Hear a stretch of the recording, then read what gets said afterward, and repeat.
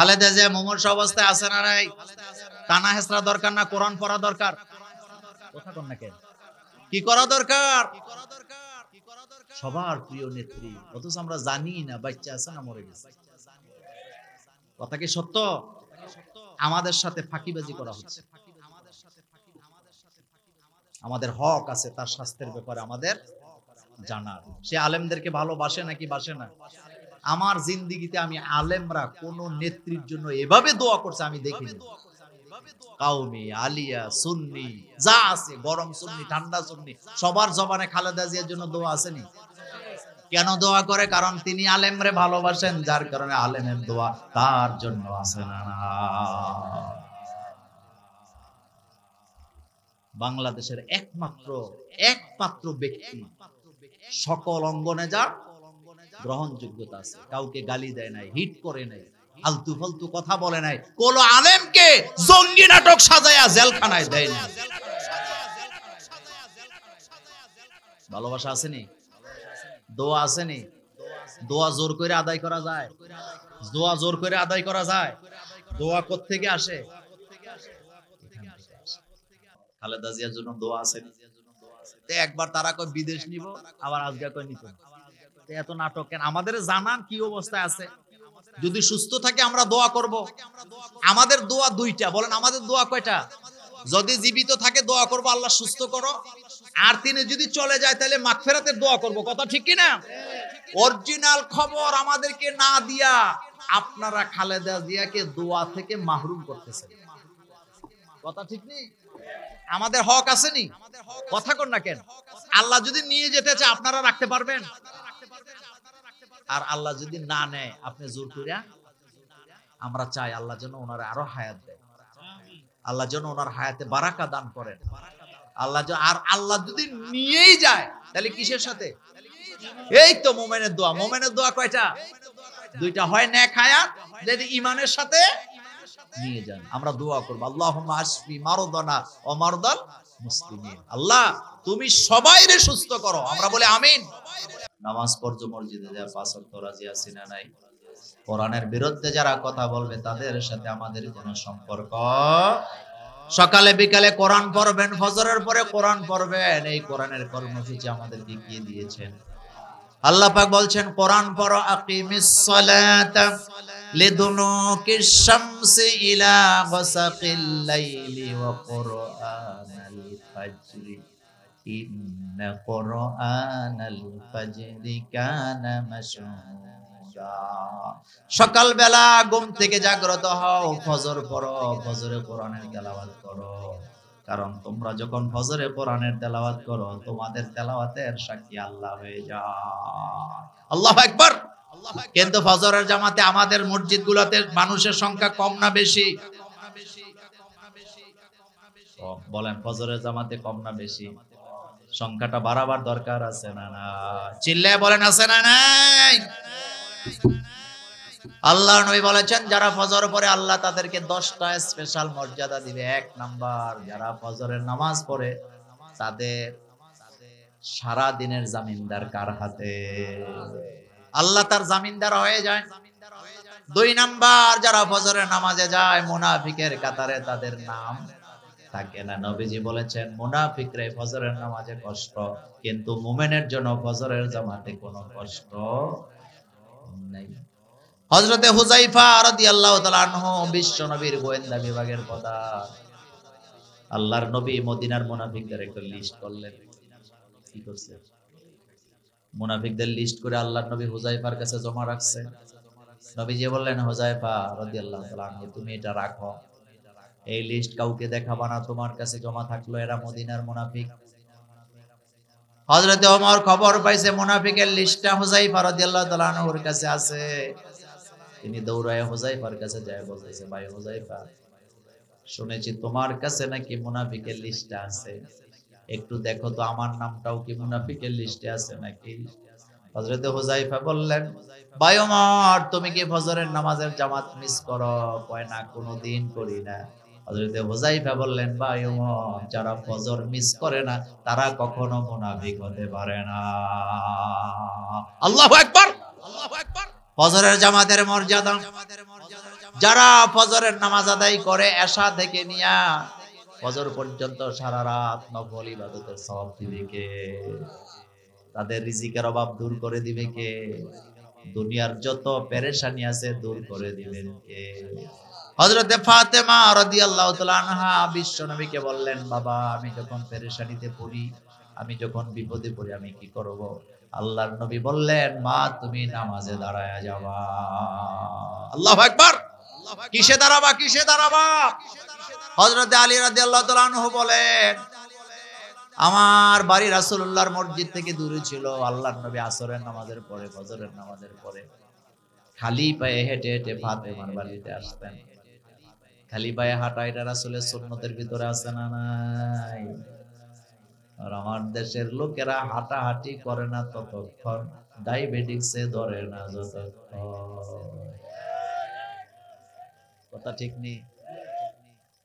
চিকন চাউল খায় ততক্ষণ ডায়াবেটিসের খবর নাই যতক্ষণ ডায়াবেটিস হইলে এখন আটা খায়। কথা ঠিক না? কয়েক বছর আগে কুমিল্লা পুলিশ লাইনের গেটে এক লোক এরকম লাফাইতেছে ট্রাউজার পরে, অফিসার চিনি আমি। তো আমি বললাম, স্যার রাত্রে বোধহয় আটার রুটি খাইছেন। কয় হুজুর আপনি জানলেন কেমনে? আমি কি আপনার লাফানি দিকে বলছি? কারণ লাফায় তো তারা, আটা খায়। এখন আবার ডাক্তাররা কয় না আটা খাইলেও হবে না, খানা কমাইতে হবে। আলহামদুলিল্লাহ। আসলে এটা হাসির ব্যাপার না, ওষুধ কে দেয়? ডায়াবেটিস খুবই মারাত্মক রোগ, এটা খুব ভয়ানক। এটা যার হবে আপনি 100% ভালো হওয়ার কোনো সম্ভাবনা কি? আপনি কন্ট্রোল করতে পারবেন, কিন্তু 100% ভালো হওয়ার কোনো সুযোগ নাই। আপনি কন্ট্রোলিং এ থাকবেন, আপনি নিয়মের ভিতরে থাকবেন। তবে পৃথিবীতে যত ব্যায়াম আছে, নামাজের চেয়ে শ্রেষ্ঠ ব্যায়াম আর কিছু আছে না। এজন্য হাসরের ময়দানে আগে হিসাব হবে কিসের? আল্লাহ বলবেন ওর কাউমার রাকিন, তোমরা রুকুকারীদের সাথে রুকু করো। যারা দুনিয়াতে নামাজ পড়ে নাই তারা রুকু দিতে পারবে না। দরাজ আসেনি কপালে? কথা কন না কেন? আসেনি? আজান দিলে কোথায় যাব? জোরে কন না কোথায়? হাইয়া আলাস সালাহ বলবে যখন নামাজে যাব। জামাতে না একা, ওজোর ছাড়া জামাত ত্যাগ করা যাবে। আল্লাহর নবী বলেছেন যার বাড়ি থেকে আজান শোনা যায় মসজিদে যায় না, আমি বিশ্ব নবীর মন চায় তার ঘরটাকে আগুন দিয়া জ্বালায়া দিই, কিন্তু জ্বালাই না দুইটা কারণে। একটা হলো ওই ঘরে শিশু বাচ্চারা আছে, আরেকটা হলো নারীরা আছে, নতুবা আমি মুহাম্মদ সাল্লাল্লাহু আলাইহি ওয়াসাল্লাম তার ঘরটা জ্বালায়া দিতাম। আজান দিলে কোথায় যাব? যতক্ষণ পর্যন্ত আমরা নামাজ আদায় না করব, আমাদের সমাজের পরিবর্তন হওয়ার কোনো সম্ভাবনা নাই। আছে? বলেন আছে? না, নাই। কোনো পরিবর্তন হওয়ার সম্ভাবনা নাই। এই জন্য আগে নামাজ। আগে কি? জাহান্নামীরা জাহান্নামে যাবে সবচেয়ে বড় কারণ চারটা। বলেন কয়টা? হাত পা বেঁধে যখন জাহান্নামের দিকে নেওয়া হবে, জিজ্ঞেস করা হবে মা সালাকাকুম ফি সাকার। এটা তো খারাপ জায়গা, এটা তো আগুনের কুণ্ডলী, জাহান্নামে কেন যাও? কেন জাহান্নামে যাচ্ছ? তারা প্রথম কথাটাই বলবে লাম নাকু মিনাল মুসাল্লিন, নামাজি ছিলাম না যার কারণে জাহান্নামে। ওয়ালাম নাকু নুতইমুল মিসকিন, মিসকিনকে খেতে দিতাম না যার কারণে জাহান্নামে। গ্রামে গঞ্জে এখনো ভিক্ষুক আসলে ভিক্ষা দেওয়া হয়, কিন্তু বড় লোকের বাড়িগুলো এখন গেট তালা দেওয়া থাকে। কথা ঠিক কিনা? ওই বড় লোকের বাড়ি গেটটা তালা দিয়া রাখে, ভিক্ষা চাইলে ভিক্ষাও দেয় না, ভিক্ষুককে ঢুকতেও দেয় না। এমন বড় লোক আছে না? দান করা যখন কমে সমাজে গজব নাজেল করে কে? আগের দিনের মুরব্বী মায়েরা বোনেরা যখন রান্না করতেন চাউল মাইপা নিতেন, এটা সুন্নত। কিন্তু চাউলটা মাইপা নেওয়ার পরেও ওখান থেকে এক মুষ্টি চাউল আলাদা করে রাখতেন। কথা বল না কেন? এটা কেন রাখতো? মুরসাল কয়ডারে এটা কি লেগে রাখছে? দান করার জন্য রাখছে, এটা মসজিদের জন্য রাখছে, মাদ্রাসার জন্য রাখছে, যার কারণে তখন বরকত আসিল। এখন আর এই আমল আসেনি, বরকত বাড়ছে না কমছে? আল্লাহর নবী বলেছেন, খবরদার খাবারের কোন পাতিলের ঢাকনা বারবার উঠায়া দেখবা না। মায়েশা বলেন, আল্লাহর নবী বিদায়ের সময় আমাদেরকে সোয়াশের আটা দিয়ে গেছে। মায়েশা বলেন, ঢাকনা লাগানো ছিল পাতিলার, আটা নিচ্ছি রুটি বানাচ্ছি খাচ্ছি, আটা নিচ্ছি রুটি বানাচ্ছি খাচ্ছি, কিন্তু আটা শেষ হয় না। অনেকদিন পরে মনে পড়ছে, রাসূলুল্লাহ তো আমাদেরকে মাত্র সোয়াশের আটা দিয়ে গেছে, উল্টে দেখলাম আর কদ্দুর আছে, কয়েকদিন পরে আটা শেষ হয়ে গেছে। আমার কাছে মনে হলো যেন যদি উল্টায় না দেখতাম এত তাড়াতাড়ি শেষ হতো না। আজকে বাড়িতে যে মা বোনদেরকে বলবেন, মোল্লা ভাই আমাদের এলাকায় এসেছিলেন, বলে গেছেন পাতিলায় যখন ভাত রান্না করা হয় বারবার ভাতের দিকে তাকাবে না, উল্টায় দেখবে না কদ্দুর আছে, বিসমিল্লাহ বলে ডান দিক থেকে দিতে থাকবে, বরকত দিবে কে? তরকারির পাতিল ঢাকনা থাকবে, বিসমিল্লাহ বলে ডান দিক থেকে দিতে থাকবে, বরকত দিবে কে? উল্টায়া চাইলে বরকত শেষ। এটা হাদিস শুনাইতেছি, উল্টায়া চাইলে বরকত। আগের দিনের বরকত, তেলের বোতল ছিল কদ্দুর, হ্যাঁ কদ্দুর, দূরের দূর, কিন্তু এর দূর তেল দিয়ে এক সপ্তাহ, কয় সপ্তাহ? আর এখন আমাদের স্ত্রীদেরকে 5 লিটার দিয়া 3 দিন পরে যদি কমে গেছে গা, যদি কই 5 লিটার এত তাড়াতাড়ি গেল কেমনে, কয় পুরুষ লোকের এত খবর নিতে নাই। কথা সত্য নেই তো, বরকত আছে না গেছে? এই জন্য ইসলাম ছাড়া বরকত পাওয়া যাবে না, কারণ বরকত কার হাতে? তাবারাকাল্লাযী বিয়াদিহিল মুলকু ওয়া হুয়া আলা কুল্লি শাইইন কাদির। বরকত কার হাতে? আরো জোরে বলে, বরকত পাইতে হইলে আল্লাহর আইন মানার দরকার আছে না? রান্নাঘর থেকে নিয়ে বঙ্গভবন আইন চলবে কার? এত আসেনি কার? রান্নাঘরে আল্লাহর আইন আসেনি, খাবারের টেবিলে আসেনি, বিচারালয়ে আসেনি, সংসদ ভবনের জন্য আল্লাহর কোরআনে আইন আছে না? না। আল্লাহর আইনের জন্য কাঁধে কাঁধ মিলাবো, রাজি আছি না নাই? রাজি আছেন? কোরআনের জন্য আমরা কয় দল? এক দল। কয় দল? নবীর জন্য আমরা কয় দল? মেহমান মোবারক ভাই আসছে, দ্রুত আনতে হবে। আমি মানুষ নেই নাকি বডিটা আমার? আমি হইলাম এমনি সবচেয়ে স্বাস্থ্যমন্ত্রী, এটা আপনারা জানেন। এতক্ষণ ওয়াজ করুন যায়, আমার ওয়াজ হলো 1 ঘন্টা, আমি পারি না, এটা আমার দুর্বলতা। অনেকে আবার 3 ঘন্টা দিল, 2 টাইম দিল, এরকম আছে না? সারা রাতের ওয়াজে কোনো বরকত নেই।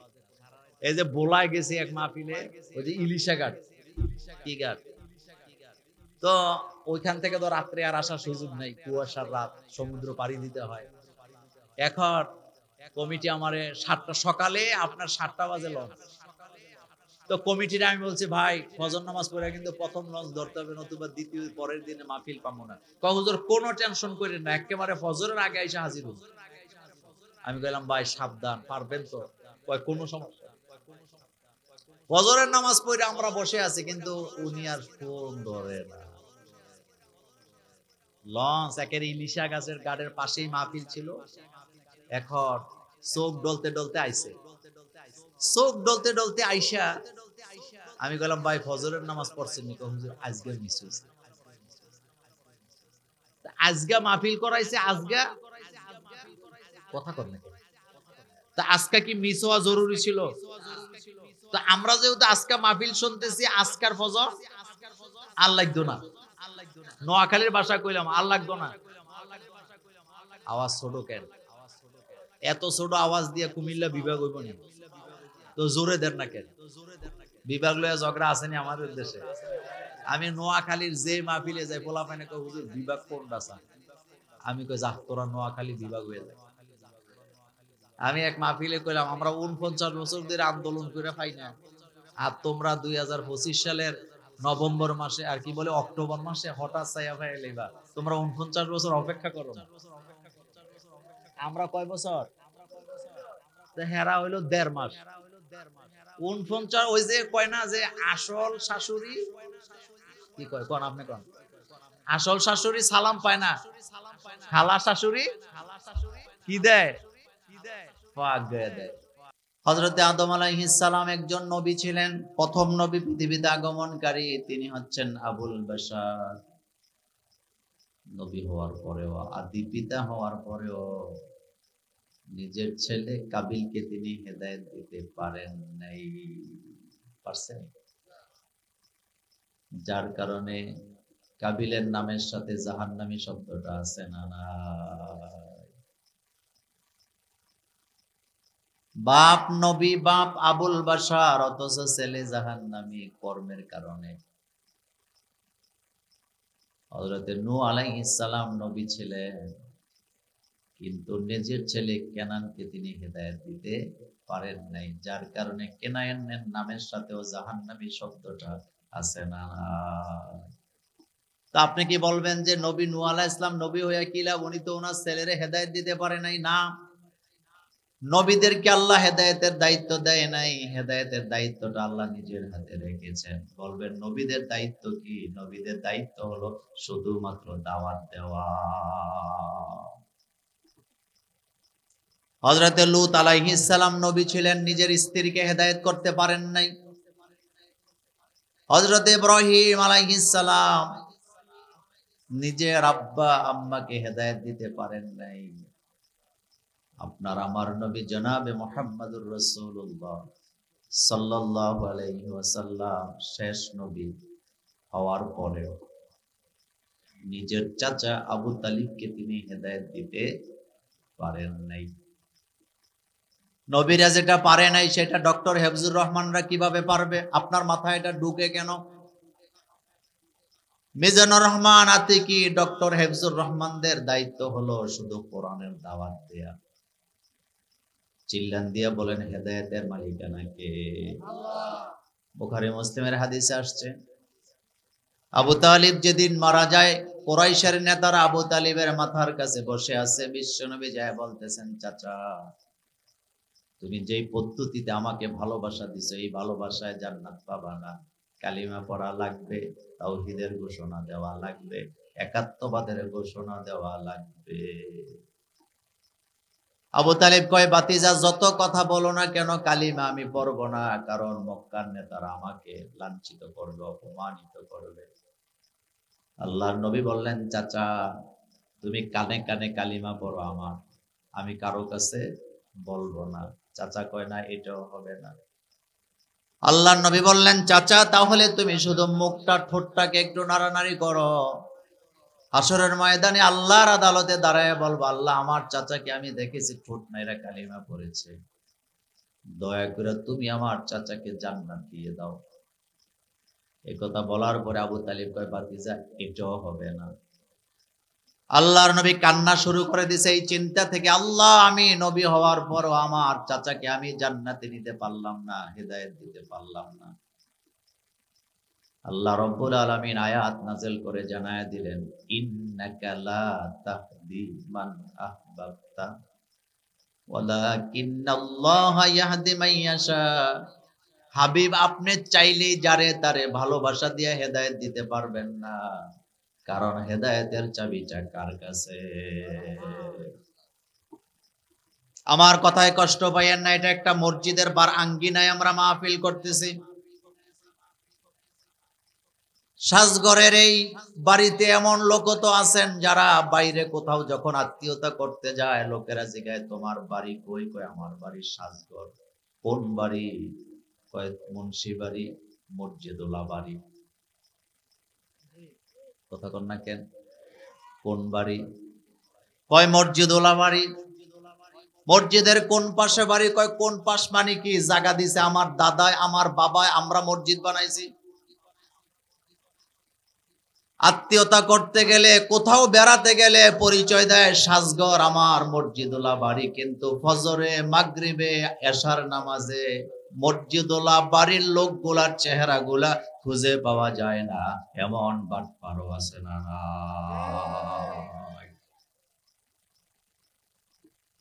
মসজিদওয়ালা বাড়ির লোক হইলে জান্নাতে যাওয়া যাবে এমন কথা কোরআনে আছে নাকি?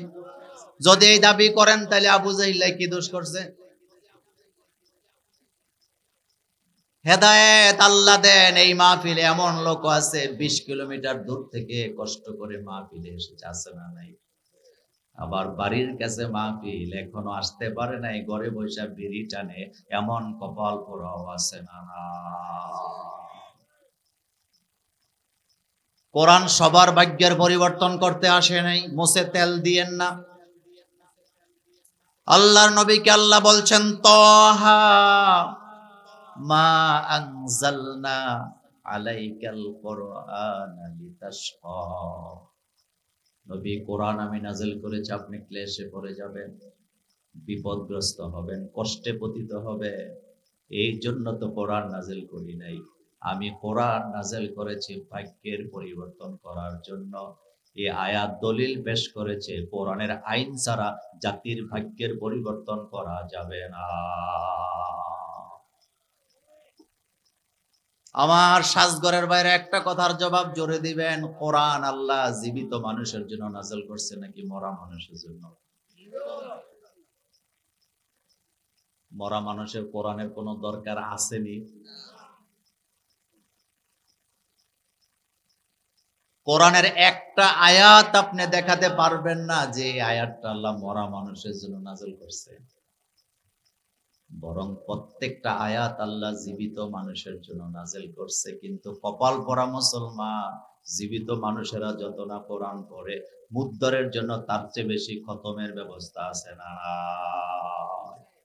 আমরা হুজুরেরাও কম যাই না। জীবিত মানুষের ব্যাপারে কোরআনের তালিম দিলে, কোরআনের আয়াতের ব্যাখ্যা করলে জেলে যাওয়া লাগে। যার কারণে অনেক ইমাম আছে কোরআনের আইনের কথা বলে না, কিন্তু মরা মানুষের জন্য খতম দিলে হাদিয়া ও খাবারও আছে না?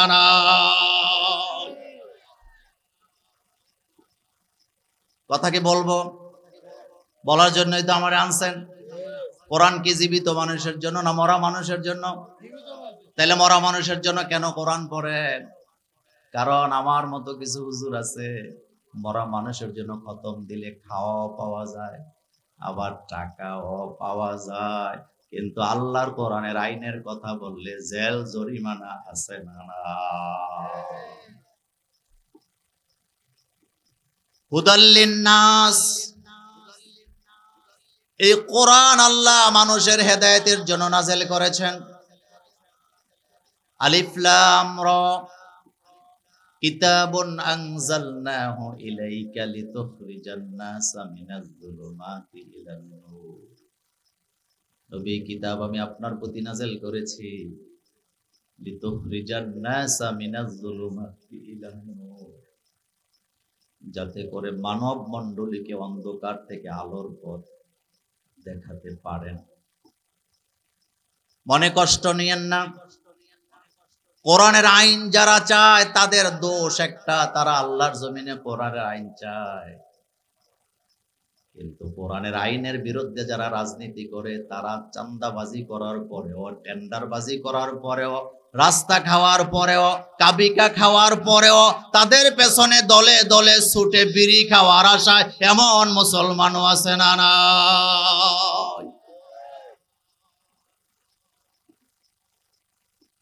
বিশ্বনবীর উপরে কোরআন আল্লাহ নাযিল করলেন। যতদিন কোরআন নাই, রাসূলের কোন শত্রু নাই, সবাই কয় আমাদের আলামিন। সত্য না মিথ্যা?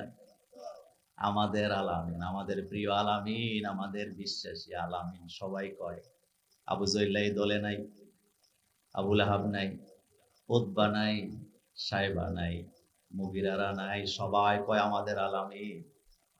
কিন্তু যখন হেরা গুহা থেকে রাসূল কোরআন নিয়ে মক্কায় গেছে, কাবার চত্বরে যখন গৃহে ফেরত গেছে, এখন সবাই কয় মুহাম্মদের ক্ষমতার লোভ জাগছে। বাংলাদেশে ইদানিং আমাদের কানে হাজার হাজার আওয়াজ আসে, হুজুরেরা ক্ষমতার লেগে পাগল হয়ে গেছে। কয়দিন আগে একজন বুদ্ধিজীবী সাংবাদিক আমার সাথে মোবাইলে কথা বলতেছিল, কয় হুজুর ক্ষমতা তো চাওয়া জায়েজ নাই, কিন্তু আপনারা তো ক্ষমতা চাওয়া শুরু করছেন। আমি হাসি দিয়া গেলাম, ভাইজান ক্ষমতা চাওয়া জায়েজ নেই আপনাকে কে বলছে? আমাদের নবী ক্ষমতা চাইছে যার কাছে, আমরাও চাই তার কাছে, কারণ আমরা মোল্লারা জানি ক্ষমতার মালিক কে। এই যে আমার সামনে এই মাইকটা আছে, আপনি যদি আমার কাছে এই মাইকটা চান, আমি কি দিতে পারবো? কেন পারবো না? কারণ এটার মালিকানায় আমি নাই। কিন্তু আমার হাতে যে গড়িটা আছে, আপনি যদি এটা চান, আমি দিতে পারবো কি পারবো না? কারণ এটার মালিক আমি। এখন চিল্লায় বলেন ক্ষমতা কার? এত আস্তে বললে হবে না, জোরে বলেন ক্ষমতা কার? তো ক্ষমতা চাইবেন কার কাছে? রাসূলুল্লাহ চাইছে কার কাছে? কেন চাইছে শুনে, বিশ্ব নবী যখন মক্কা থেকে মদিনায় হিজরত করে রওনা দিলেন, চতুর্দিক থেকে কাফেররা আমার নবীকে ঘেরাও করছে।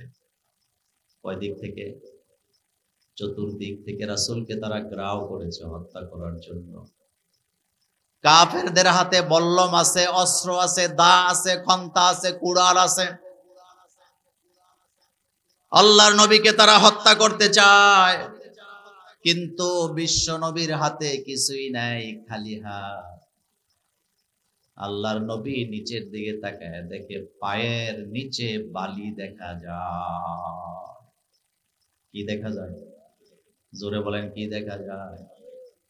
আল্লাহর নবী হাত দিয়ে কতগুলা বালি হাতে নিছে, রাসূল নিরস্ত্র।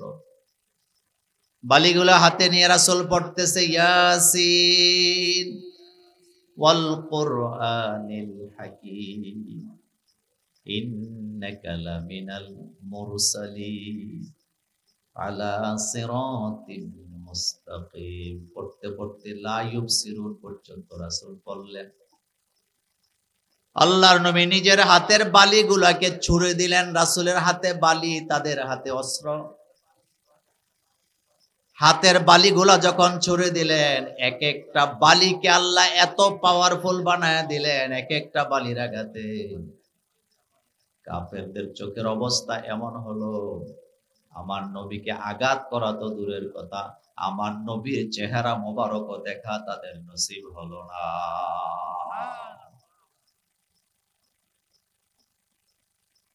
আল্লাহ নবী নিরাপদে চলে গেলেন গাড়ে সরে।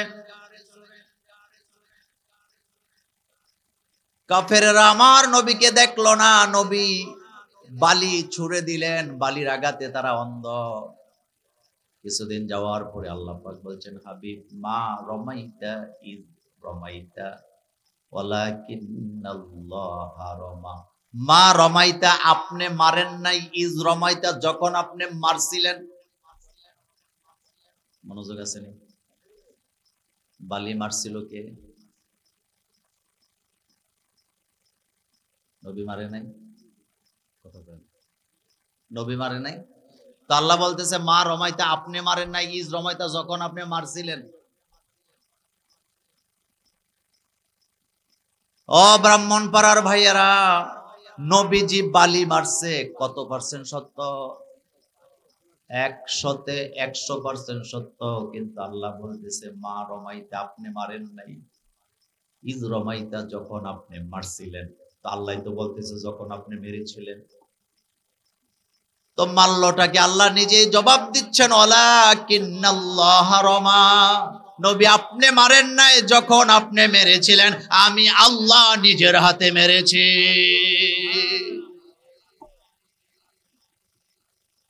গারে সুরে রাসূল বসে আছেন আবু বকরকে নিয়া। নবীজি চায় মক্কার পরিবেশ শান্ত হয়ে যায়। নবীজি দোয়া করতেছে, অকুর রব্বি আদখিলনি মুদখালা সিদকিন ওয়া আখরিজনি মুখরাজা সিদকিন ওয়াজআল লি মিন লাদুনকা সুলতানান নাসীরা। নবীজি দোয়া করতেছেন, আল্লাহ মিথ্যা থেকে হকের দিকে আমাকে দাপিত করো, খারাপ জায়গা থেকে ভালো জায়গার দিকে আমাকে নিয়ে যাও। আর তুমি আমাকে সুলতানে নাসির দান করো। পৃথিবীতে যত তাফসিরবিদ আছে সবগুলা তাফসির আপনি খুলে দেখেন, সুলতানে নাসিরের অর্থ করছে আল্লাহ তুমি আমাকে রাষ্ট্র ক্ষমতা দান করো। কেন রাসূল রাষ্ট্র ক্ষমতা চাইলেন? তার কারণ রাসূল বুঝে গেলেন রাষ্ট্র ক্ষমতা ছাড়া জনগণকে ঠান্ডা করা যায় না। আপনাদের এই থানায় একজন ওসি আছে না নাই? জোরে বলতে হবে। ক্ষমতা আসেনি? আছে। আমাদের ডক্টর হেফজুর রহমান আজকে আমাদের প্রিয় মাওলানা, প্রধান বক্তা, প্রধান অতিথি। উনি যদি ব্রাহ্মণপাড়ার ওই ঈদগার সামনে দাঁড়ায় বলে আগামী দিন সকাল 10টা থেকে নিয়ে বিকাল 4টা পর্যন্ত এই রোডে কোনো অটো রিক্সা চলবে না, কেউ মানবনি? কথা কয় না যুবকেরা? কেন মানবে না? উনি ডক্টরেট করা লোক, হাজার আলেমের ওস্তাদ, ব্রাহ্মণপাড়ার শ্রেষ্ঠ সন্তানদের একজন। কেন মানবে না? তার কারণ ওনার হাতে, কথা কয় না যুবকেরা, ওনার হাতে। কিন্তু ওসি সাহেব যদি দাঁড়ায় বলে আগামী দিন সকাল 10টা থেকে নিয়ে 2টা পর্যন্ত ব্যাটারি চালিত কোনো গাড়ি রোডে চলতে পারবে না, এখন না মানলে শাস্তি আছে না? আল্লাহর নবী বলতেছেন ওয়াজআল্লি মিল্লাদুনকা সুলতানান নাসিরা।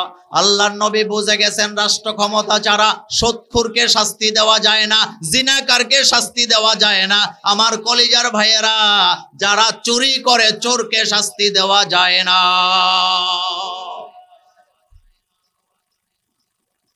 কিছু কিছু বুদ্ধিজীবী আমাদেরকে ঠেস মেরা কয় হুজুর যদি কোরআনের আইন চালু হয়ে যায় কালকের থেকে কি হাত কাটা শুরু করবেন নাকি? তো আপনি কি হুজুর করে কষাই পাইছেন নাকি?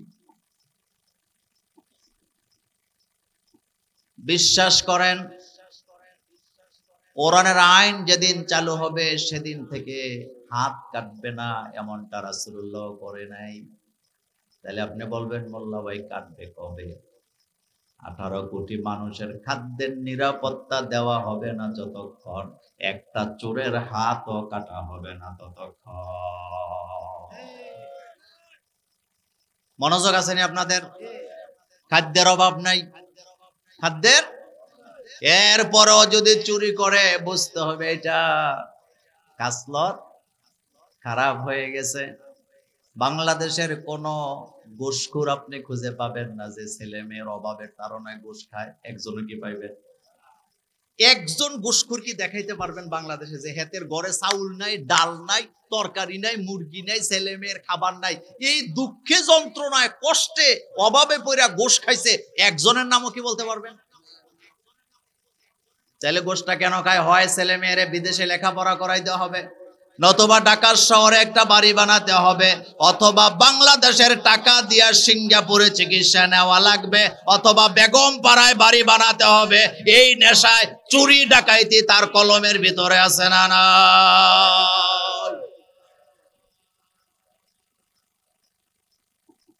কোরআনের আইন ছাড়া আপনি আপনার বাড়ির সীমানা কোনোদিন ঠিক মতো বুঝা পাওয়ার সম্ভাবনা নাই। গ্রামে বাইয়ে বাইয়ে বাড়ির সীমানা নিয়ে দ্বন্দ্ব, 10 বার আমি নাইনা মাপার পর দখলদারিত্ব ছাড়ে না, এমন হাজি মুসল্লি আমাদের সাজ করে একজন নাই।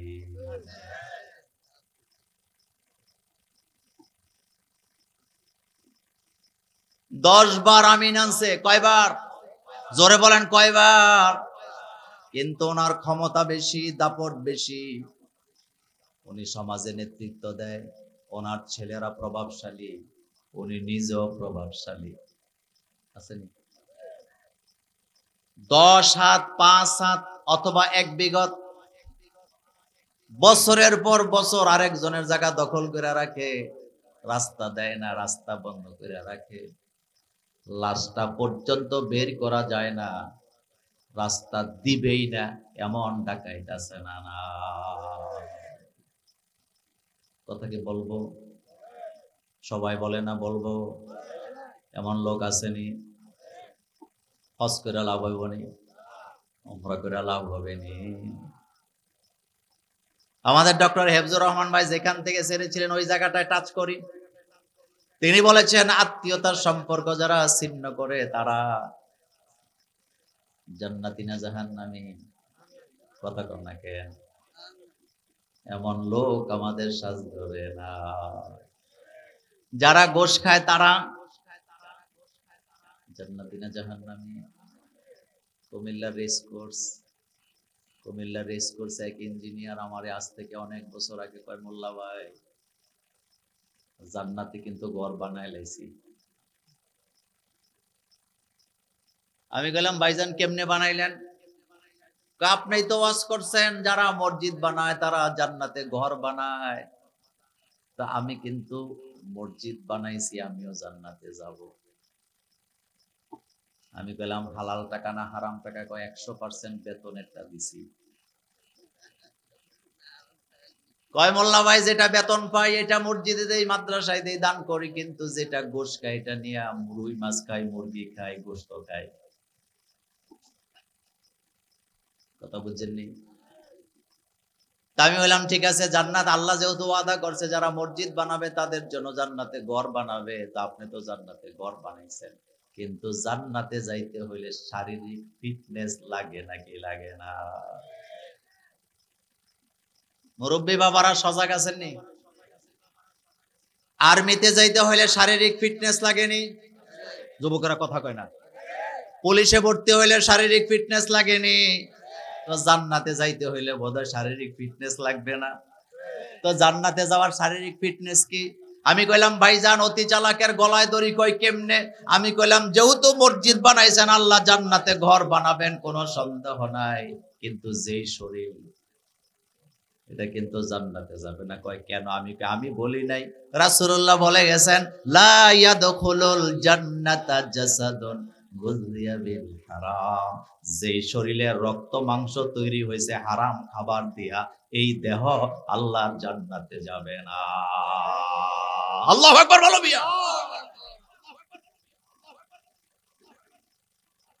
মুরব্বী বাবা জোর কইরা মসজিদের সভাপতির পদ দখল করছে। আপনাদের কই না, আবার উল্টো বুঝছেন, জোর কইরা ঈদগার পদটা দখল করছে, মাদ্রাসার সভাপতির পদটা দখল কইরা সুদের ব্যবসা চালাইছে, ঘুষ চালাইছে, অত্যাচারও চালায়া পেট মোটা করে খাইতেছে, আর ভাবতেছে আমারে জান্নাত ঠেকায় কে? এই ধরনের শরীর জান্নাতি না জাহান্নামী? শরীর ফিট না আনফিট? ধাক্কায় যাওয়া যাবে? আমি মসজিদুল কোবাতে জুমা পড়াইছি 22 বছর, আপনারা জানেন তো। ওখানে একজন মুয়াজ্জিন ছিলেন, হোমনা বাড়ি, ছাত্র, তার শখ যাচ্ছে ওই যে পুলিশে চাকরিতে ভর্তি হবে। তো পুলিশ লাইন তো পাশে, গেছে যাইয়া লাইনে দাঁড়াইছে কাগজপত্র নিয়ে, রোদ্রের মধ্যে সারাদিন দাঁড়াইছে, ও লাইন আসতে দেরি হয়েছে। আপনারা যান না ওখানে? পুলিশ লাইন যান না? পুলিশের চাকরির জন্য অনেকে যায় না? তো লাইনে দাঁড়াইছে, সারাদিন দাঁড়ায় আসিল। প্রথম অবস্থায় গেছে পরে মুয়াজ্জিন মানুষের বাড়িতে ভালো ভালো খাইছে, পেটটা একটু মোটা। তো পুলিশের অফিসার পেটের মধ্যে টিপ দিয়ে কইছে এত বড় পেট লিয়া পুলিশে আইছো কেন? যাও মিয়া।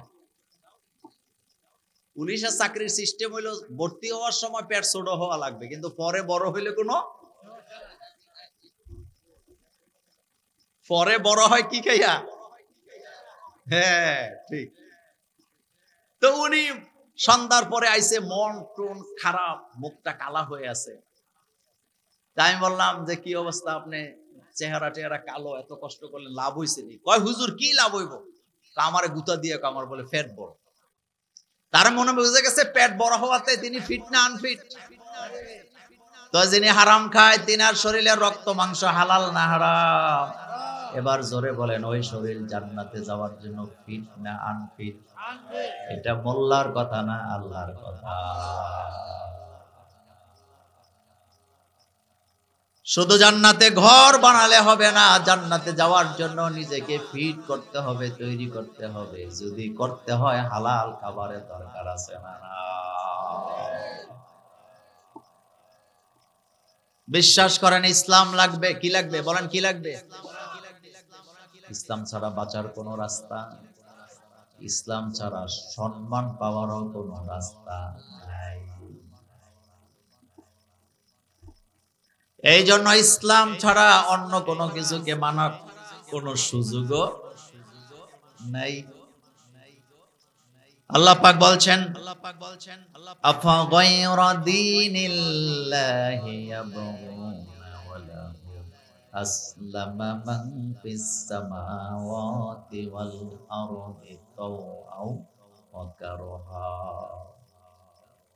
আল্লাহ পাক বলেন আকাশ আর জমিনে যা কিছু আছে ইচ্ছায় হোক অনিচ্ছায় হোক সবাই আইন মানে কার, জিকির করে কার, তাসবিহ করে কার, গোলামি করে কার। ব্রাহ্মণ পাড়ার ভাইয়েরা কথা জোরে বলবেন, আমরা যে কাবার দিকে ফিরে নামাজ আদায় করি আমরা কি কাবারের সেজদা দেই নাকি কাবার মালিক রে দেই? কাবাকে সেজদা দেওয়া শিরিক, কাবার মালিককে সেজদা দেওয়া ইবাদত। সুবহানাল্লাহ পড়েন। কাবাকে সেজদা দেওয়া শিরিক, কাবার মালিককে সেজদা দেওয়া ইবাদত। এই কথা কার?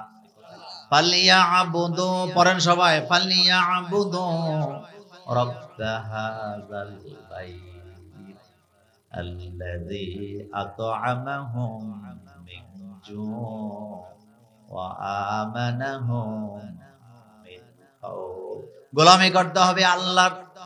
ডক্টর হেফজুর রহমান সাহেব কি চমৎকার করে বলে গেছে, আত্মীয়তার সম্পর্ক ঠিক রাখা যে ইবাদত, এটা বাংলাদেশের মানুষ জানেই না। কথা ঠিক না? আসলেও জানে না। ভাইয়ের হক ঠিক রাখা ইবাদত, বোনের হক দেওয়া ইবাদত, এটা জানেই না। যার কারণে বোনের কদর, বোনেরে মুরগি খাওয়ায় ততদিন, বোনের জামাইরে খাওয়ায় ততদিন, বোন বাপের সম্পদের ভাগ চায় না যতদিন। যেদিন বোন কয় বাপ তো মরে গেছে অনেক দিন হয়েছে, আমরাও তো বাপের ঘরে হয়েছি, আমার ভাগের সম্পদটা দিয়ে দাও, বাজারে হাইটা হাইটা কয় আমার বোনের মতো দুষ্ট বোন পৃথিবীতে না।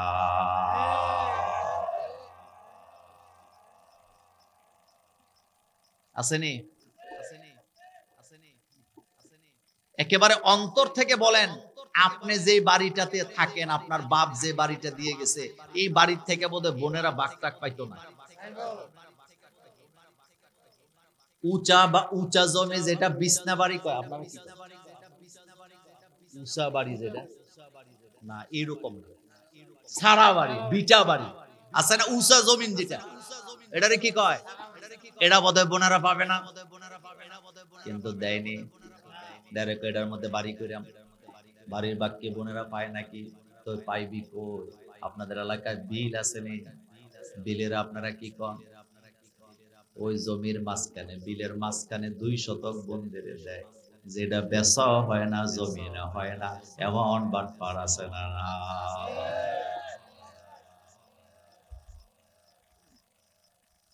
জান্নাতে তো সোজা, জান্নাত সোজা যদি আপনি কোরআনের আইন মানেন। আপনি নিজে জান্নাতকে কঠিন বানালে এখানে আল্লাহর করার কিছু থাকে নাকি? আল্লাহ চায় বান্দা জান্নাতে যাক না জাহান্নামে যাক, কিন্তু আপনি তো ইচ্ছা করে আল্লাহরে শত্রু বানাইতেছেন। কোরআন নিয়ে আপনি বাজে কথা বলতেছে, এমন মানুষ আছে না নাই? এবার বলেন তো, কোরআনে কি কোনো ভুল আছে? উল্টাপাল্টা কোনো কথা আছে? মক্কার সাহিত্যিকেরা সাহস পায় নাই কোরআনের ভুল ধরতে। মক্কায় বড় বড় সাহিত্যিকেরা ছিল, কোরআনের ভুল তারা ধরতে পারে নাই, কোরআন নিয়ে বাজে কথা বলার সাহস পায় নাই। আমাদের হেফজুর রহমান ভাই কিন্তু এই ওয়াজ করছে, আমি আইসাই শুনছি। লাইসা হাযা কালামুল বাশারে, ওয়াজ তিনি করে গেছে, এটা মানুষের কথা নয়। মক্কার বড় বড় সাহিত্যিকেরা কোরআনকে স্বীকৃতি দিয়েছে যে এটা আল্লাহর ভাষা, এটার মধ্যে কোনো ভুল নাই। আর আমার বাংলাদেশের গাজাখুর বাউলেরা কোরআন নিয়ে ব্যঙ্গ করে, এমন বেয়াদব আছে না? দাঁত বেকটায় কয় কোরআনে তো নাচকে বলছেনি, জোরে বলেন বলছে তো? কোরআনে কি নাচ আছে? আরবি ভাষা আর বাংলা ভাষা কি এক? গাঞ্জা কয় বোতল খাইছে? বোতল দেওয়া হয় না, কয় টান দিছে? মাথা ঠিক আছে নি? আমার গ্রামে এক বাউল ছিল, মারা গেছে, আমার আব্বার বয়সী।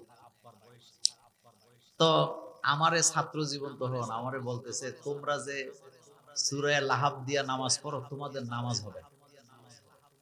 আব্দুর রহমান ভাই বুঝছেন কি বলছি? তা আমি তো ছাত্র তখন, এত কিছু বুঝি না। আমি বললাম কেন হবে না? কয় নামাজে দাঁড়াইছো আল্লাহর ইবাদত করবা, আরেকজনের বদদুয়া দাও কেন? যুবকদের কাছে জানতে চাই, সূরা লাহাবের ভিতরে আবু লাহাবের জন্য বদদুয়া আসেনি? আবু লাহাবের বউর জন্য আসেনি? কেন বদদুয়া দিয়ে? একটা কারণ আছে না নাই? আল্লাহ জানায় দিছে, যারা আমার নবীকে বদদুয়া দেয় তাদেরকে বদদুয়া দেওয়া তোমাদের জন্য ফরজ। যারা আল্লাহর শত্রু তারা তোমাদের শত্রু, যারা কোরআনের শত্রু তারা তোমাদের শত্রু, যারা নবীর শত্রু তারাও তোমাদের শত্রু। নিজেদেরকে আশিকে রাসূল দাবি করার পরে বাউলদের পক্ষ যারা নেয় তারা মুহাম্মদ সাল্লাল্লাহু আলাইহি ওয়াসাল্লামের খাঁটি উম্মত হতে পারে না।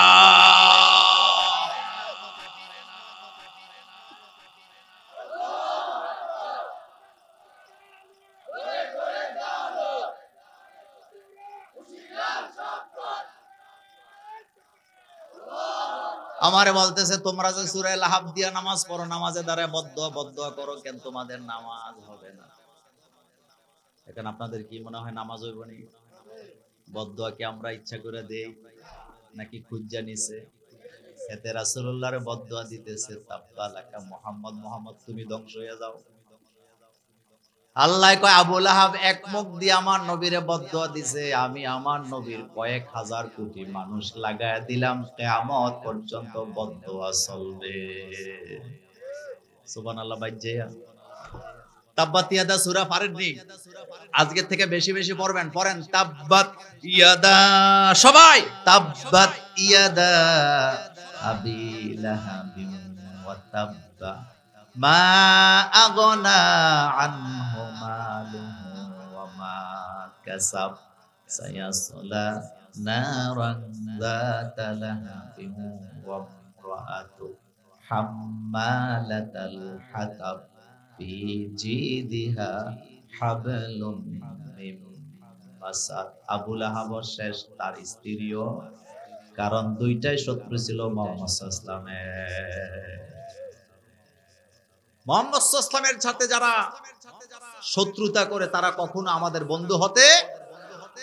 আমার বাবাকে গালি দিলে আমরা বরদাস্ত করব, মাকে গালি দিলে ধৈর্য ধারণ করব, নিজেরে গালি দিলে ধৈর্য ধরব, কিন্তু রাসূলুল্লাহরে গালি দিলে তার সাথে কোনো আপোষ নাই, কারণ আমার জীবনের চেয়ে আমার নবীর দাম আমার কাছে বেশি। ঠিক কিনা মুসলমান? অন্তর থেকে কথা বলেন। যারা বিএনপি করে, প্রেসিডেন্ট জিয়াউর রহমানকে নিয়ে যদি কেউ বাজে কথা বলে, যদি খাঁটি বিএনপি হয় তার কলিজায় আঘাত লাগবে নাকি লাগবে না? যদি না লাগে হেতে 1 নাম্বার বিএনপি না 2 নাম্বার? যারা জামাতে ইসলামী করেন, ডাক্তার শফিউর রহমানকে গালি দিলে তার গায়ে আঘাত লাগবে নাকি লাগবে না? না লাগলে কয় নাম্বার জামাতে ইসলাম? যারা জাতীয় পার্টি করে, জাতীয় পার্টির চেয়ারম্যানরে গালি দিলে আঘাত লাগে নাকি লাগে না? যদি না লাগে হেতে কয় নাম্বার? এখন আপনার কাছে জানতে চাই, যারা আমাদের নবীকে ভালোবাসে, নবীর উম্মত যারা, যদি নবীরে গালি দেয়, কটূক্তি করে, নবীর দাড়ি নিয়ে কটূক্তি করে, গায়ে আঘাত লাগবে নাকি লাগবে না? যদি না লাগে তাহলে হেতে কয় নাম্বার? হেতের কোন কথা কি ঠিক? হযরত আবু বকর সিদ্দিক রাদিয়াল্লাহু তাআলা আনহু রাস্তা দিয়ে হেঁটে যাচ্ছেন, দুইজন ইহুদি কোরআন নিয়া, নবী নিয়া, আল্লাহ নিয়া সমালোচনা করতেছে, কটূক্তি করতেছে। কটূক্তির নমুনা একটা আরেকটারে কয় মুসলমান গরিব, মুসলমানের আল্লাহ গরিব, মুসলমানের নবীও গরিব। পাশের টাকায় তুই কেমনে বুঝলি? কয় তুই কি দেখস না কোরআনের আয়াত নাজিল হয়েছে, আকরিদুল্লাহ কারদান হাসানা, আল্লাহ হাওলাত চাইছে। মুরব্বীরা ঘুমাইছেন না সজাগ আছেন? আল্লাহ কি চাইছে? তো ইহুদি একটা আরেকটারে কয় মুসলমান গরিব, মুসলমানের নবীও গরিব, মুসলমানের আল্লাহ। কয় কেমনে বুঝলি? কয় দেখছো তুই মুসলমানের আল্লাহ করত চাইছে, হাওলাত চাইছে, আকরিদুল্লাহ কারদান। আল্লাহ কয় আল্লাহর জন্য করজে হাসানা দাও। কথাটা হযরত আবু বকর সিদ্দিক রাদিয়াল্লাহু তাআলা আনহু শুনলেন। আবু বকর মনে মনে আমারে নিয়ে বাজে কথা বললে বরদাস্ত করতাম, কিন্তু আমার আল্লাহ, আমার নবী, আমার মুসলমানকে নিয়ে যারা বাজে কথা বলে তাদেরকে ছেড়ে দেওয়া যায় না। হযরত আবু বকর সিদ্দিক মুরব্বী মানুষ, জ্ঞানী মানুষ, ভদ্র মানুষ, কিন্তু এমন রাগ করলেন দুইটারে দুইটা মাইল লাগাইছে। একজনে তো দুইজনকে মারা যায় না, একটারে ধরছে পরে আরেকটা দৌড় দিছে, কিন্তু যেটারে পাইছে হেডারে ইচ্ছা মতো কিলাইয়া ছেড়ে দিছে, দিয়ে চলে গেছেন। একটু পরে যেটা মাইরি খাইছে, যেটা খায় নাই, সুস্থটা মাইর খাওয়ারে কান্দে লইয়া এখন বুঝে গেছে বিচার যদি পেতে হয় রাসূলুল্লাহর দরবারে যাওয়া লাগবে, কারণ তারা ইহুদি হতে পারে কিন্তু তারা জানে মুহাম্মদ সাল্লাল্লাহু আলাইহি ওয়াসাল্লাম ছাড়া ন্যায় বিচার পাওয়া যায় না। জাতে ইহুদি কিন্তু ন্যায় বিচার জানে কে করে? রাসূলুল্লাহ, ঠিক কি না? আমাদের বাংলাদেশের অবস্থা বর্তমানে এমন হয়ে গেছে, বাংলাদেশে হাজার হাজার খ্রিস্টান যুবক যুবতীরা, চাকমা যুবক যুবতীরা, হিন্দু যুবক যুবতীরা বাংলাদেশে কোরআনের আইন চায়নি। বাস্তবতা আসেনি। কারণ কি? তারা বুঝে গেছে ইসলাম ছাড়া তো নিরাপত্তা নাই। সুবহানাল্লাহ পড়ে। একটারে একটারে কান্দলে রাসূলের দরবারে যায়, কয় রাসূল মুহাম্মদ সাল্লাল্লাহু আলাইহি ওয়াসাল্লাম, আপনার আবু বকর আমার সাথীরে মাইরা দেখেন কি করছে। রাসূল মনে মনে কয় ওমরের কথা যদি কইতো তাইলে, যেহেতু মানুষটা একটু বড়, কিন্তু নাম কইছে কার? কথা কয় না তো বিশ্বাস করা যায়? রাসূল হাসি দিয়া কয়, তোমরা যার নাম বলতেছ তোমরা কি আমার আবু বকরের ছিল? কারণ রাসূল জানে আবু বকর তো এই কাম, এটা করলে কে করবে? আপনার ঘরে তিনটা ছেলে আছে, একটা খুব ভদ্র, আর একটা আরেকটু ভদ্র, কিন্তু একটা বেশি দুষ্ট। কেউ যখন বিচার লইয়া কইবা আপনার পোলা আমারে মারছে, আপনি কোনটারে বুঝবেন? কথা কয় না। তো ওমর নরম না গরম? তো রাসূল তো এটাই ভাবতেছেন। আল্লাহর নবী বললেন, তোমরা কি আমার আবু বকরকে চেনো? ইহুদিরা কয়, হ্যাঁ হুজুর চিনি, আপনার আবু বকরই মারছে। আল্লাহর নবী বললেন, ঠিক আছে তোমরা বসো। দুইজন সাহাবাকে পাঠাইছে, যাও আবু বকরকে নিয়ে আসো। তারা হযরত আবু বকর সিদ্দিক রাদিয়াল্লাহু তাআলা আনহুর বাড়িতে গেলেন। আবু বকরকে বললেন, রাসূল আপনাকে যাইতে বলছে। আবু বকর তো জানে না কেন খবর দিছে। আবু বকর ভদ্র মানুষের মতো হেঁটে হেঁটে যাচ্ছে, যাইয়াই দেখে যেটারে মার দিছে হেডাও আছে, যেটারে দেয় নাই হেডাও আছে। যখন দেখছে রাসূলুল্লাহর পাশে একটা, যেটা মাইর খাইছে এটা বসা, যেটা মাইর খায় না এটা দাঁড়ায় আছে, কারণ এতে তো সাক্ষী। হযরত আবু বকর সিদ্দিক তারে দেখা মাত্র হাতে জামাটা টাইনা টাইনা উপরের দিকে উঠাইতেছে। কি লেগে উঠায়? কথা কয় না, কি লেগে উঠায়? যখন উঠাইতেছে যেটা দাঁড়ায় ছিল হেতে আবার দিছে দৌড়। আল্লাহর নবী হাসি দিলেন, মুচকি হাসি দিয়ে বললেন, আবু বকর একবার অনর্থক একজনকে মার দিছো, আবার আরেকটারে মারার জন্য রেডি হইতেছো, এত খেপছো কেন? হযরত আবু বকর কয়, রাসূল কথা পড়ে তারে দিতে পারি না, একটু সুযোগ দেন, তারে কয়টা দিয়া লই। সুবহানাল্লাহ। বাইজে এটা ঈমান। বলো এটা কি? রাসূলুল্লাহকে গালি দিলে যার আঘাত লাগে না সেটা ঈমান চোর, তার ঈমান ঠিক নেই। কোরআনকে গালি দিলে যার আঘাত লাগে না এটার ঈমান ঠিক নেই। দাবিতে যা করুক করুক। মক্কায় অসংখ্য লোকেরা ঈমানদার দাবি করছে, কিন্তু আল্লাহ বলছে এরা ঈমানদার। এ কথা কোরআনে আসেনি? ফেরাউন নিজের ঈমানদার দাবি করছেনি, কিন্তু আল্লাহ কি বলছে? وَإِذَا لَقُوا الَّذِينَ آمَنُوا قَالُوا آمَنَّا وَإِذَا خَلَوْا إِلَى شَيَاطِينِهِمْ قَالُوا إِنَّا مَعَكُمْ। যখন তারা মুমিনদের সাথে সাক্ষাৎ করে তখন আমরা তো আপনাদের দলই আছি। যখন তারা কাফেরদের কাছে যায় তখন বলে তোমরা আছো যেখানে আমরাও আছি সেখানে। এমন মুনাফিক এখন আর বাংলাদেশে নাই। আল্লাহর নবী বললেন, আবু বকর, একজনকে মেরেছো আরেকজনকে মারতে চাও, কারণ কি? আবু বকর বললেন, রাসূল, আমার আল্লাহকে নিয়ে কথা বলেছে, আমার নবীকে নিয়ে কথা বলেছে, আমার জাতিকে নিয়ে কথা বলছে। কয়টা? কয়টা? আমার আল্লাহকে নিয়ে বাজে কথা বলছে, আমার নবীকে নিয়ে বাজে কথা বলছে, আমার জাতিকে নিয়ে বাজে কথা বলছে। জাতের নাম কি? আরো জোরে বলে। আমার মুসলমান নিয়ে বাজে কথা বলেছেন, কোরআন নিয়ে তিরস্কার করেছে। নবী বললেন, আবু বকর, তারা তো দুইজন, একজন মাইর খাইছে আর একজন ভিকটিম আর একজন সাক্ষী। তোমার কোন সাক্ষী আসেনি? হযরত আবু বকর সিদ্দিক বলতেছে, রাসূল, আমার তো কোনো সাক্ষী নাই, দুনিয়ার কোন সাক্ষী আমার পক্ষে নাই গো রাসূল, কিন্তু আমার সাক্ষী আমার আল্লাহ। রাসূল বলতেছেন, আবু বকর, আল্লাহর সাক্ষী দিয়ে তো দুনিয়াতে কোনো বিচার হয় না। হয় নাকি? কথা কোন হয় নাকি? আল্লাহর সাক্ষী দিয়া যদি দুনিয়াতে বিচার হতো, তাইলে আল্লামা সাইদির মতো লোককে তারা 14 বছর জেল খাটাইতে পারত না। খালেদা জিয়ার মতো আপসের নেত্রীকে তারা 2 কোটি টাকার মামলারে 5 কোটি বানায়া তারা সাজা দিতে পারত না। সালাউদ্দিন কাদেরের মতো লোককে তারা ফাঁসি দিতে পারত না। মীর কাসিম আলীর মতো লোককে তারা ফাঁসি দিতে পারত না। কামরুজ্জামানের মতো লোককে তারা ফাঁসি দিতে পারত না। মুজাহিদের মতো লোককে তারা ফাঁসি দিতে পারত না। শহীদ নিজামীর মতো লোককে তারা ফাঁসি দিতে পারত না যদি আল্লাহর সাক্ষী দিয়া বিচার হতো।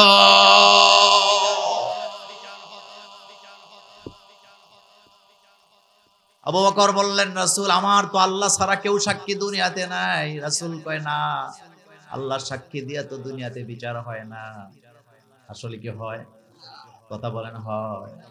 হয় না। নবীজি বললেন, আবু বকর, যদি সাক্ষী আনতে না পারো, বিচার তোমার বিরুদ্ধে চলে যাবে। হযরত আবু বকর তো বলতে পারতেন, আপনার জন্য মারামারি করলাম আর আপনি আমার বিরুদ্ধে রায় দিবেন। এই কথা বলে বেয়াদবি করে নাই, মাথাটা নিচু করে বলতেছে, রাসূল, আপনার বিচার অমান্য করার ক্ষমতা দুনিয়াতে কারো নেই। মুসলমান ভাইদের কাছে জানতে চাই, রাসূলুল্লাহর বিচার যারা মানে না, তারা মুমিন না কাফের? বদ্র না জালেম? এই কথা আমার না আল্লাহর। ওমাল্লাম ইয়াহকুম বিমা আনজালাল্লাহ ফাউলাইকা হুমুল কাফিরুন ওমাল্লাম ইয়াহকুম বিমা আনজালাল্লাহ ফাউলাইকা হুমুল ফাসিকুন ওমাল্লাম ইয়াহকুম বিমা আনজালাল্লাহ ফাউলাইকা হুমুজ জালিমুন। আল্লাহর বিচার যারা মানে না, তারা কাফের, তারা ফাসিক, তারা জালেম। এটা মোল্লার কথা না, আল্লাহর কথা। নবী গো, আল্লাহর সাক্ষী দিয়া যদি বিচার না হয়, আমার কোনো আপত্তি নাই, আপনি রায় দেন, আমি মেনে নিলাম। সুবহানাল্লাহ বলো। আল্লাহর নবী বিচারের রায় দিবেন। আল্লাহ পাক জিবরাইলকে পাঠায় বললেন, জিবরাইল, যাও আমার নবীর কাছে যায় দাঁড়ায় বলো, আমি আল্লাহ জানি, আমি আল্লাহর বিচার সাক্ষী দিয়া দুনিয়াতে বিচার হয় না, কিন্তু আজকে আমার আবু বকরের সাক্ষী আমি আল্লাহ নিজে হয়ে গেলাম। মান রাআ মিনকুম মুনকারান ফালিয়ুগাইয়িরহু বিয়াদিহি, এটা ঈমানের দাবি। সমাজে অন্যায় অবিচার হলে আপনি সেটার প্রতিবাদ করবেন, এটা আপনার দাবি, আপনার দাবি, আপনার ঈমানের দাবি। অথচ সমাজের মোড়ে মোড়ে, রাস্তায় রাস্তায় ঘর বানায়া ক্যারাম বোর্ডের নামে জুয়া খেলে, একটা কথাও বলে না। মুরব্বী সমাজে আছে না? না।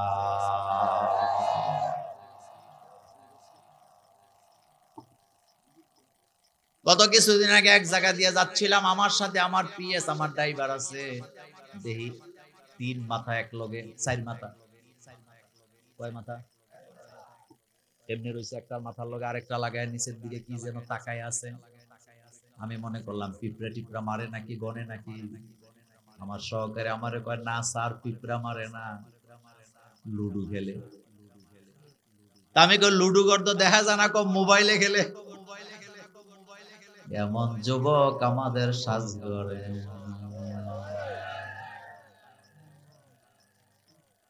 টাকা দিয়া খেলে আসেনি, কথা কন না কেন?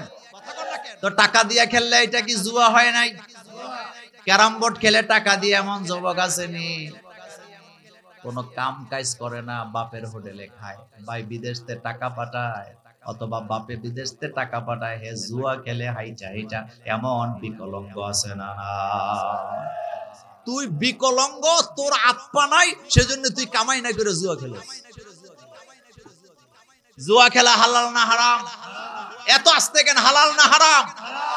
জুয়ারিরা এত ভয়ানক, নিজের স্ত্রীর কানের জিনিস চুরি করে বিক্রি করে, মাঝে মধ্যে জুয়ারিরা নিজের বউরে সুতো দিয়ে দেয়।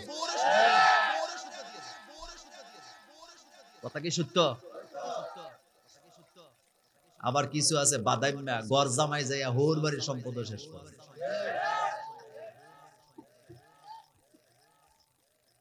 গড় জামাই কি জামাই? গড় জামাই যাওয়া জায়েজ আছে নি? আমতাজি হইতে গড় জামাই যায় জায়েজ নাই? এখন কয় আছে। তবে বেশি দিন শ্বশুর বাড়ি থাকলে কথা কয় না যুবকেরা। না, বাংলাদেশে একটা গান আছে না, কি যেন কয়, শ্বশুর বাড়ি মধুর হাড়ি।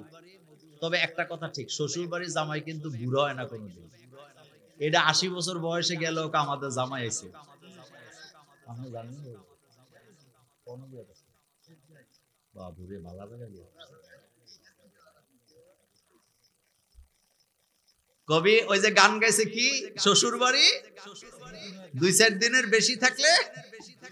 তবে শুনেন, কারো বাড়িতে মেহমান হইলে 3 দিন হওয়া যাবে, হাদিস তিরমিজির হাদিস। কয়দিন? রাসূল বলছে 3 দিন মেহমান, এর বেশি থাকলে এটা সদাকা হবে, তুমি সদকা খাইতেছো। এজন্য 3 দিনের বেশি থাকবেন না। আর 3 দিনের বেশি থাকলে খাবারের মান বাড়ে না কমে? একটা 6 মাস পরে হোর হয়ে গেছে। যাওয়ার পরে শাশুড়ি রাত্রে বেলা ঘুমের আগে 1 গ্লাস দুধ নিয়ে আইছে। আয়সা বলতেছে, জামাই অনেক দিন পরে আইছো, অনেক দিন থাকবা জামাই, না থাইকা যাবা না। জামাই হাসি দিয়া কয়, আম্মা 3 দিন পরে সিদ্ধান্ত জানামু। আগে দেখি না খানা কেমন। জামাই দুধের গ্লাসের দিকে তাকায় দেখে অর্ধেকটা সর অর্ধেকটা দুধ, তার মানে কি নাই, পানি। তো জামাই আঙ্গুল গ্লাসের মধ্যে ঢুকাইয়া দেয়ালের মধ্যে এমনি মারছে, একটা ফোঁটা যায় দেয়ালে যেই জায়গায় পড়ছে সেই জায়গায় লাগিয়ে আছে। জামাই তার পাশে লেখছে, এটা প্রথম দিনের দুধ। কোন দিনে? এবার বসে বসে জামাই কবিতা রচনা করতেছে, हमेशा इज्जत में हो मन वो एक खाना नमी मानत, हमेशा इज्जत में हो मन वो एक खाना नमी मानत, अगर मानत शबे दीगर नमी मानत, गुलगुलश्ता जुदा गश्ता तरू ताजा नमी मानत, अगर मानत शबे दीगर नमी मानत, हिजाबे नौ अरसरा बसाओ हारे नमी मानत, अगर मानत शबे दीगर नमी मानत। জামাই কয়, মেহমান যখন বাড়িতে আসে খাবারের মান কিন্তু একরকম থাকে না। প্রথম দিন যদ্দূর থাকে, দ্বিতীয় দিন আরো নামে, তৃতীয় দিন কোন জায়গায় যায় আল্লাহই জানে। গলগলেস্তা জুদা গাস্তা তরু তাজা নমি মানাত, আগার মানাত সবে দিগার নমি মানাত। একটা ফুল যখন যুবক তার বান্ধবীরে দেওয়ার জন্য ছিঁড়ে নিয়ে যায়, একদিন এটা তাজা থাকে, কিন্তু দ্বিতীয় দিন এটা মরে যায় নাকি যায় না? হেজাবে নাও আরসরা বসাও হারে নমি মানাত, হেজাবে নাও আরসরা বসাও হারে নমি মানাত, আগার মানাত সবে দিগার নমি মানাত। বাসর ঘরে নতুন স্ত্রী লজ্জা পায়, এটা সত্য, কিন্তু একদিন 2 দিন, তৃতীয় দিন আর লজ্জা পায় না। আর বর্তমানে প্রেম কইরা যারা বিয়ে করে এদের তো লজ্জা আগেই না। কথা ঠিক নি রে? এটা কতদিনের দুধ ভুলে গেছে? কতদিনের? শাশুড়ি চলে গেছে, দ্বিতীয় দিন শাশুড়ি আম্মা আবার দুধ লই আইছে। জামাই তাকায় দেয়, আজকে দুধ আছে কিন্তু সর গায়েব, দুধ নাই। জামাই গ্লাসের মধ্যে হাত দিয়া যখন দেয়ালে মারছে, এটা 1 বিঘত নামছে। কয় বিঘত? জামাই লিখছে এটা দ্বিতীয় দিনের দুধ। শাশুড়ি কয় জামাই অনেকদিন থাকবা, সেবার কোনো কমতি হবে না। আম্মা আগামী দিন ফাইনাল সিদ্ধান্ত। তৃতীয় দিন শাশুড়ি আম্মা যখন আবার দুধ লই আইছে, জামাই গ্লাসের দিকে তাকায় দেয়, এই মাথা থেকে ওই মাথা দেখা যায়। বুঝছেননি কারবার? কারবার কি? পানি। কথা কয় না। কারবার কি? জামাই কয় আম্মা টেনশন করেন না, আগামী দিন গুড বাই টাটা। শাশুড়ি কয় জামাই সেবা যত্ন তো কম করি না, থাকবা না কেন, যাবা কেন, রাগ করছো কেন? মনোযোগ আসেনি? মনোযোগ আসেনি? জামাই কয় আম্মা একটু দেয়ালের দিকে তাকান। তাকাইছে। তৃতীয় দিনের দুধ নিয়ে যখন জামাই মারছে, দেয়ালের উপরে ঠেকছে যায় মাটি। জামাই কয় আম্মা হেজাবে, মনোযোগ আছে? হামেশা ইজ্জত মে হো মানব একখানা নমিমানা। ও শাশুড়ি আম্মা, বাড়িতে যখন মেহমান আসে, মেহমানের খাবারের মান একরকম থাকে না। আগার মানাত সবে দিগার নবী মানাত। যদিও প্রথম দিন থাকে, দ্বিতীয় দিন নিম্নমানের হয়ে যায়, তৃতীয় দিন আর থাকে না। আম্মা তাকায় দেখেন, এটা প্রথম দিনের দুধ, সরে ভরপুর ছিল, যেখানে মারছি সেখানে আছে। তাকায় দেখেন এটা দ্বিতীয় দিনের দুধ, এক দিগত নামছে। আর আজকেরটা তো মাটির দিয়া নামছে, তো কালকেরটা যাইব কই? এর চেয়ে ভালো ইজ্জত নিয়ে চলে যায়। কথাটা বুঝার জন্য বলছি, বুদ্ধিমান কখনো ঘর জামাই যায় না। এতে জুয়া খেলতে খেলতে বাপের সম্পদ শেষ করে এখন হৌর বাড়িটা ধরছে। আসেনি? এডেরে ঠিকঠাক করতে হয়, এডেরে ঠিক করতে হলে কোরআনের আইনের দরকার আছে না নাই? চিল্লায় বলো আছে না নাই? যারা নেশা করে তাদেরকে ৮০ বেত্রাঘাত দিতে হবে, এটা কারা?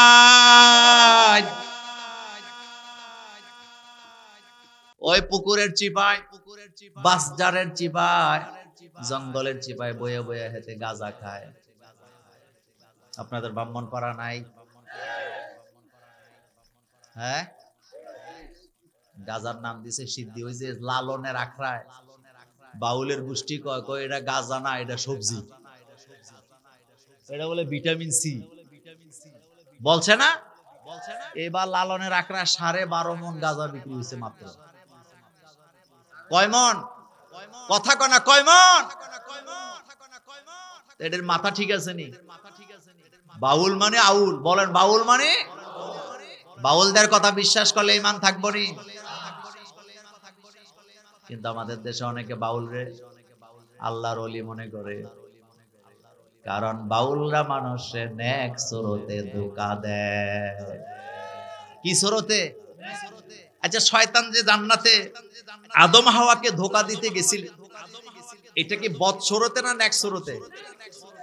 যায়া কান্না শুরু করছে, কান্না, মায়া কান্না কান্দাছে।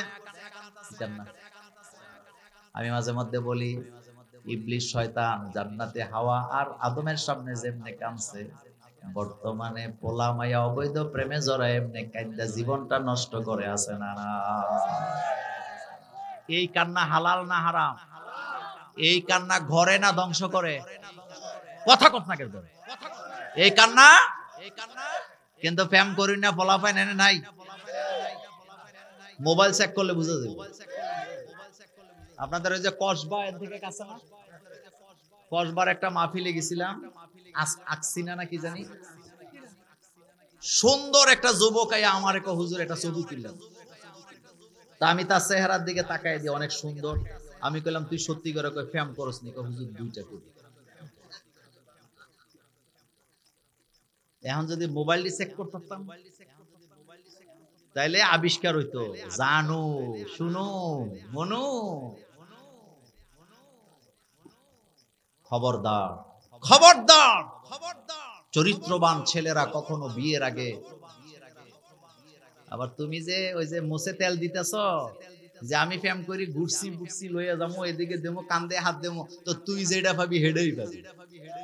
কারণ কোরআনে আল্লাহ বলছে, আমি মুমিনের জন্য মুমিন ঠিক করে রাখছি, মুশরিকের জন্য মুশরিক ঠিক করে রাখছি, পাপিষ্টের জন্য পাপিষ্ট ঠিক করে। যেমন কর্ম, আরবিতে একটা প্রবাদ আছে, কামা তাদিনু, যেমন কর্ম জৈসা কারে ऐसा ভরে, না মানে তো করকে দেখ, जैसा कारे ऐसा भरे, ना माने तो करके देख, জান্নাত দোজখ হক খায়, না মানে তো মরকে দেখ। যেমন কর্ম করবা তেমন ফল পাবা, না মানলে কইরা দেখো, জান্নাত তৈরি আছে, জাহান্নামও তৈরি আছে, না মানলে মইরা দেখো। কিন্তু সমাজটা একটা, একবার মরলে ফেরত আসার কোনো রাস্তা না।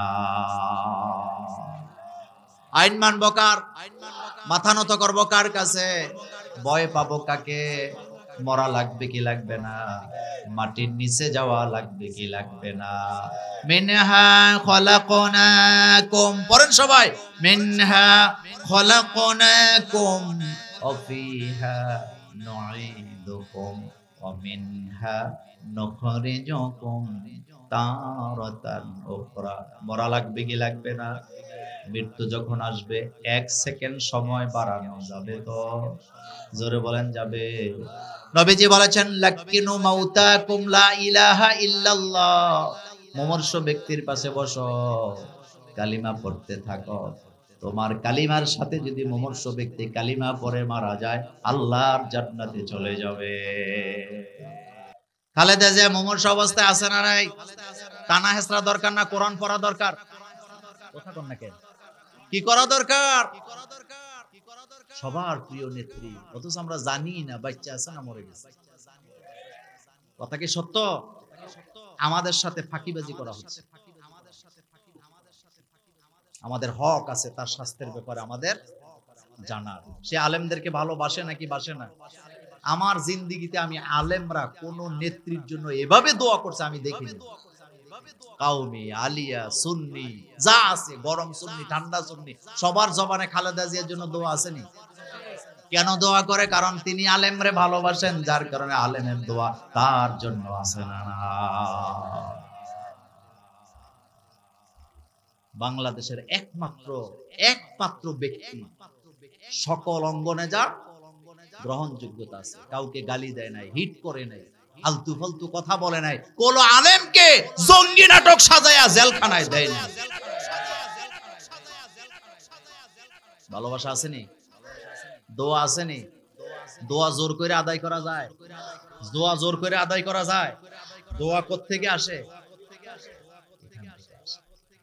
এখান থেকে অটোমেটিকলি আসে। কয়েকদিন আগে আমি ওই যে দক্ষিণ শরীয়তপুরে একটা মাহফিলে গেছিলাম, তো একজন আমার আয়সা বলতেছে এক বক্তারে ডাকাইতে ধরছে। ডাকাইত বোধ বুড়িসং বাউনপাড়া রোডে নাই? হ্যাঁ আছে, হ্যাঁ দিনে দুপুরে চলে। তো হুজুর তো বক্তা, হুজুর কি তো বক্তাদের গাড়ির মধ্যে ক্যাশটে আসেনি? আবার আজকে আবার ধরার চিন্তা করুন। আমি ওই যে আপনাদের কসবার ভিতরের দিকে একেবারে ওই বর্ডারে একটা ইউনিয়ন আছে, আমার ইউনিয়নের নামটা মনে নাই, মাহফিল করতে গেছি। হ্যাঁ গোপীনাথপুর, ইয়েস, আব্দুর রহমান ঠিক বলছেন। ওখানকার যে চেয়ারম্যান আছিল আমার খুব ভক্ত ছিল। তো আমি বলছি ভাই, আমি ওয়াজ করে কিন্তু আজকে যাইতাম না, আমারে পার করে দিতে হবে। কদ্দুর? আমি কইলাম যে ওই যে ব্রিজ আছে না ব্রাউনপাড়ার কসবার যে নয়নপুর, আমি বলছি আমার কুমিল্লা সীমানায় দিয়ে দিতে হবে। তো তারা আমার গাড়ির মধ্যে একটা লোকের উঠাই দিছে, একটু যুবক থেকে। তা আমি উঠে কিন্তু দোয়া ইউনুস পড়তাছি, ভয় পাইতাছি। আমি কইতাছি ভাই আমার খুব ভয় লাগে, আপনি গাড়ির ভিতরে থেকে এলা। কয় হুজুর কোনো টেনশন করেন না, আমি আছি। আমি কই মিয়া বাইরের থেকে হামলা করবো, আপনি ঘরে থেকে কি করবেন? কয় হুজুর টেনশন করেন না, আমি আছি আর আল্লাহ আছে। তা আমার যত আজ্ঞায় তত ভয় বাড়ে। এক পর্যায়ে আমার ভয় দেখে হ্যাঁ কয় হুজুর কেন যে বুঝেন না, কোনো টেনশন করেন না, কাম দিয়ে আমরা করি।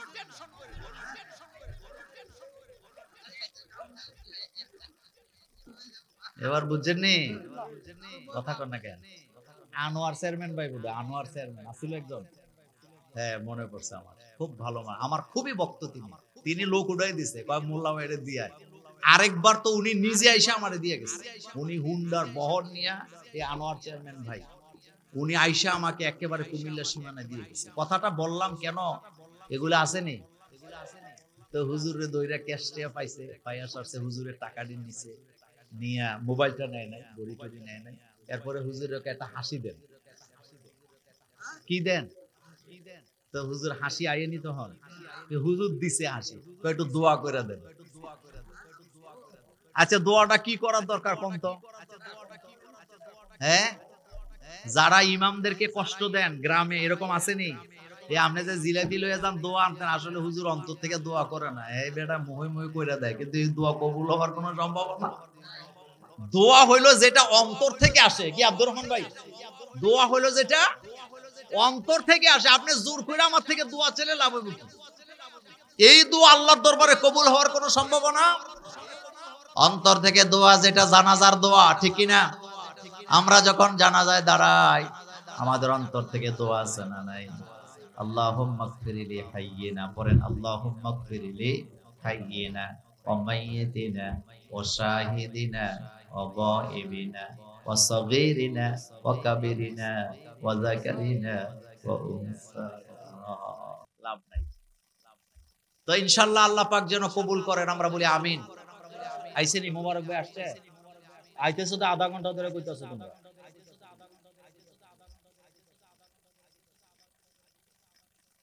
ও আসসালামু আলাইকুম।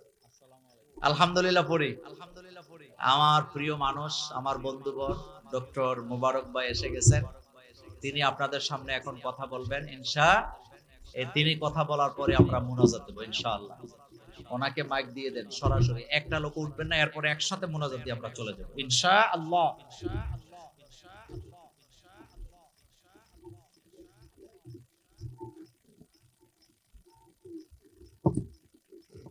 এটাও করে দিছি।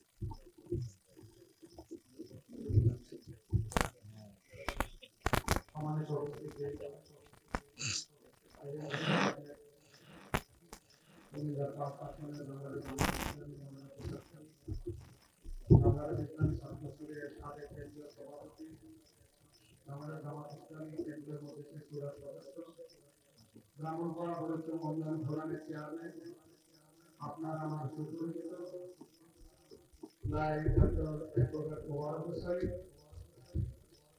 মহতারাম মেহমানকে সামনে রেখে মোবারক ভাই আমাদের উদ্দেশ্যে কথা বলছেন, তারপরে ইনশাআল্লাহ আমরা ধরে ধরে করে বসি। এ পর্যায়ে কথা বলছেন ডক্টর মোবারক হোসেন। আসসালামু আলাইকুম ওয়া রাহমাতুল্লাহি ওয়া বারাকাতুহু। ওয়া আলাইকুম আসসালাম। সাদরে একটু পরিশুদ্ধ থেকে আয়োজিত